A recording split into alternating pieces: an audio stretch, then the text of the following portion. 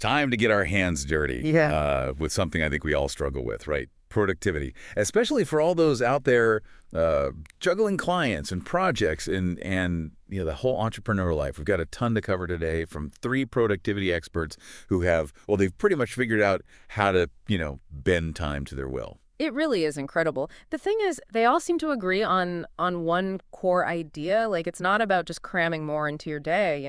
It's more about being really intentional with how you use the time that you do have. Almost like you're directing your own productivity movie, I guess you could say. Ooh, I like that. Yeah. Okay, so we're not just reacting to everything being thrown at us, we're actually writing the script.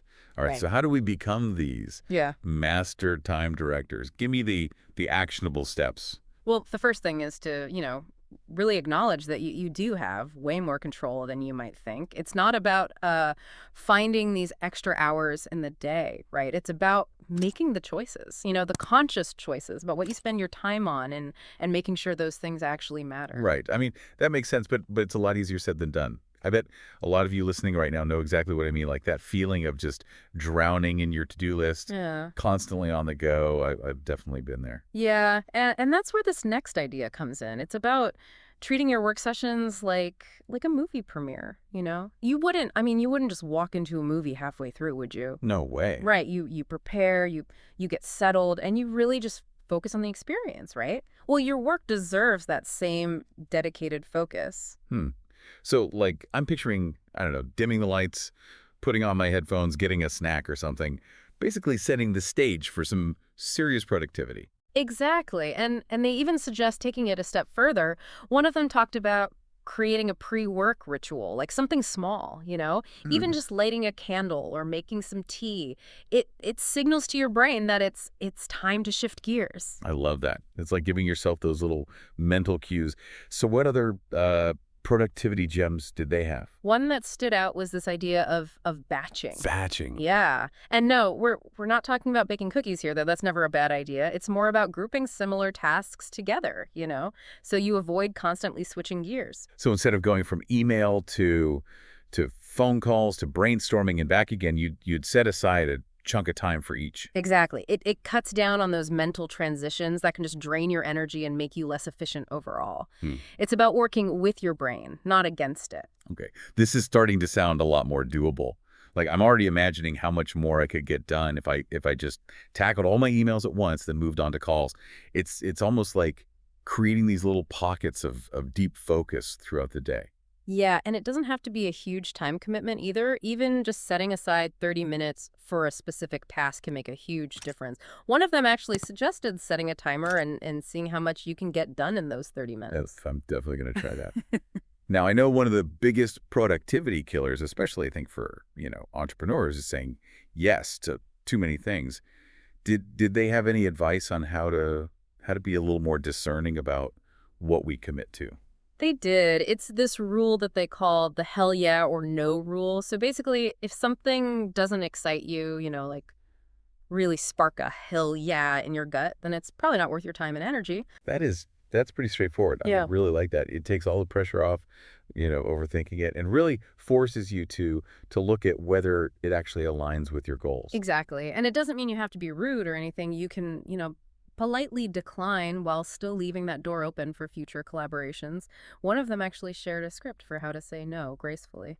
Oh, that's really helpful. One thing I personally always struggle with is delegating. Like I always feel like it's just faster if I just do it myself. But I know that's not always the most efficient way to work. Did they talk about delegation at all? They did, and they emphasize that it's not about giving up control. It's about strategically using your time by focusing on what you're good at and letting others handle the things that they might be better at. So instead of trying to be a superhero and doing everything ourselves, it's more about building a team, Right. right? Even if it's a virtual team. Right. Think virtual assistants, freelancers, or even just, sharing tasks with colleagues. One of them actually suggested making a delegation list. So just write down any tasks that you could potentially hand off to someone else. Oh, that's brilliant. I'm definitely going to make a list today. Uh, What else? What other nuggets of wisdom did these productivity gurus have? Welcome back. All right. So we were just talking about these awesome productivity tips, and there's one that really got me thinking. It's this idea of protected time. Okay, protected time, huh? Yeah. So, like, building a productivity fortress around ourselves, what does that actually look like in real life? You got it. It's about creating these blocks in your schedule where, like, no distractions allowed. This is time specifically for deep work, for strategic thinking, whatever needs your full attention. So no email, no phone calls, no, like, scrolling through social media. I mean, that sounds almost impossible these days. I know, right? It can be tough.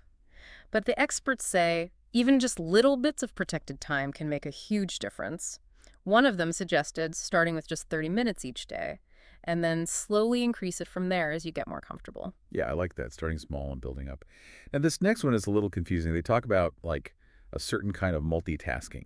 But I thought multitasking was, like, the enemy of productivity. Right. It does seem kind of counterintuitive, but they're not talking about the kind where you're like juggling five things at once and not really doing any of them well. It's more about combining physical activity with mental tasks that don't need, laser focus. Oh, okay. So, like, listening to a podcast while you're going for a walk or brainstorming while you work out, I can actually see how that would work. It's like a two-for-one productivity boost. Exactly. You're stimulating your mind and your body at the same time, which can actually make you more focused and creative when you do go back to those deep work sessions. One of them even talked about listening to audiobooks while they do chores around the house. It's Mhm. just about finding those little pockets of time where you can multitask strategically. Okay, I am adding that to my list of things to try. Something I've always struggled with is that feeling of, like, never having enough time. Like, there's just never enough time to get everything done. Did they talk about that at all? That feeling of time scarcity? They did, and it goes back to that main idea we talked about earlier, owning your time. It's realizing that you do get to choose how you spend your time, even when it doesn't feel like it. So instead of feeling like I'm a victim of my schedule, it's more about, like, taking control and choosing to spend my time on the things that are actually important to me. Exactly. It's about setting boundaries and saying no to things that just drain you and creating a schedule that really reflects what matters most. That's such a huge shift in thinking. Like, it's going from feeling overwhelmed and out of control to feeling empowered and like I'm in charge. Right. And when you make that shift, you actually become more productive because you're not wasting your time on things that don't serve you. It's about aligning your actions with your goals and creating a life that feels good and is efficient. This is giving me a lot to think about. It's like it's not just about productivity hacks. It's almost like a whole new way of looking at work and life in general. Absolutely. And that's what makes these insights so valuable. They're not just quick fixes. They're Yeah. they're these fundamental principles that can help you work in a way that's more sustainable and more fulfilling. Well, I'm definitely feeling inspired to put some of this stuff into practice, and I know there's still more to come in part three. So, what can our listeners look forward to? Okay, we're back. Ready for the grand finale of our productivity deep dive. I'm ready for those last few tips to really kick things into high gear. What else do these experts have for us? Well, one thing they really stressed was understanding your own energy levels, like how they change throughout the day. Oh, you mean like when I'm most focused and when I tend to hit that afternoon slump? Exactly. And instead of trying to fight those natural ups and downs, they actually suggest planning your day around them. So you're scheduling your most demanding tasks for those times when you're typically at your best. Right. So if I know I'm a morning person, I should, like, tackle that big project first thing. Exactly. And then save those more routine tasks, the ones that don't require as much like brain power Yeah. for when your energy dips. One of them even suggested like blocking out time in your calendar specifically for creative work or deep focus or even admin tasks so you can match your schedule to your energy.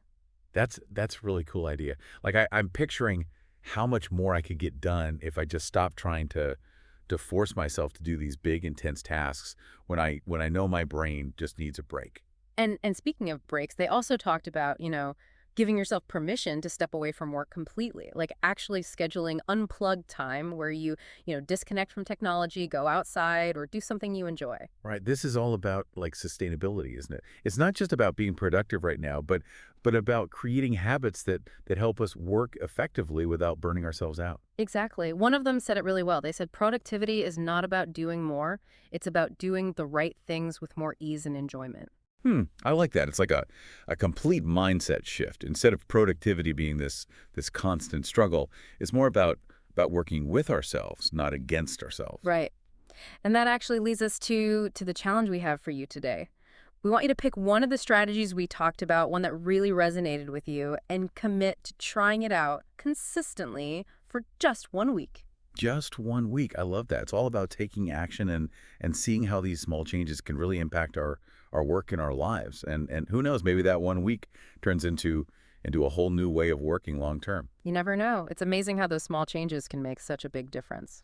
Well, I think it's time to wrap up this productivity extravaganza. We've covered Mhm. so much ground from creating those movie premiere work sessions to figuring out our own energy rhythms. I don't know about you, but I'm feeling pretty inspired to really shake things up. Me too. And remember, this isn't about being perfectly productive, you know? It's about trying things out, finding what works for you, and making those small, consistent changes that really add up over time. So go out there, everyone, and tackle those to-do lists with all this newfound energy and intention. And don't forget to share your experiences with us too. We'd love to hear how you're putting these strategies into practice and what kind of breakthroughs you're having. Until next time, stay focused, stay curious, and keep diving deep.